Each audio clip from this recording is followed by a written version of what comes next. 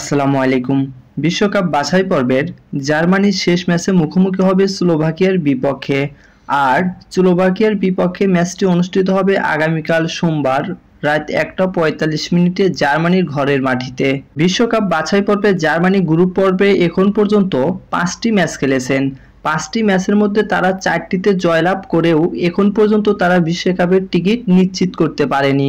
বিশ্বকাপ বাছাই পর্বের উয়েফায় জার্মানি গ্রুপ এ তে রয়েছে, যাদের প্রতিপক্ষ রয়েছে জার্মানি, স্লোভাকিয়া, নর্দার্ন আয়ারল্যান্ড এবং লুক্সেমবার্গ।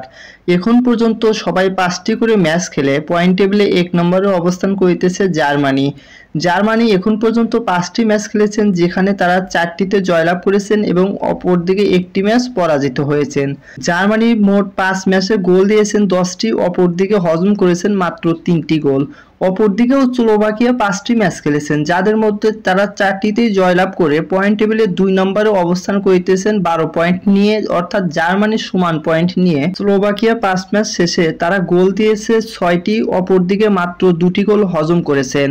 অর্থাৎ জার্মানি এবং স্লোভাকিয়া 4টি করে ম্যাচ জয়লাভ করে 12 পয়েন্ট নিয়ে পয়েন্ট টেবিলে 1 এবং 2 নম্বরে অবস্থান করিতেছেন। এখন গ্রুপ পর্বের শেষ ম্যাচে জার্মানি মুখোমুখি হতে যাচ্ছে সেই স্লোভাকিয়ার বিপক্ষে। জার্মানি যদি স্লোভাকিয়ার বিপক্ষে জয়লাভ করতে পারে, তাহলে 2026 ওয়ার্ল্ড কাপে জার্মানি কোয়ালিফাই করতে পারবে।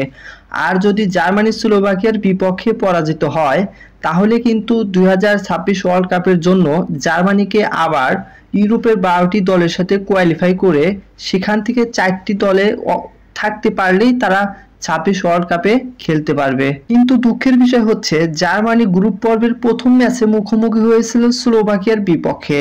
স্লোভাকিয়ার বিপক্ষে জার্মানি কিন্তু 2-0 গোলের ব্যবধানে হেরেছিল। কিন্তু জার্মানি এবং স্লোভাকিয়ার এই ম্যাচটি অনুষ্ঠিত হবে জার্মানির ঘরের মাঠে, তাই জার্মানি অনেকটা বেনিফিট পাবে মাঠের কারণে। আর ফুটবলের সকল নিউজ পেতে অবশ্যই আমাদের চ্যানেলটি সাবস্ক্রাইব করে পাশে থাকবেন। ধন্যবাদ।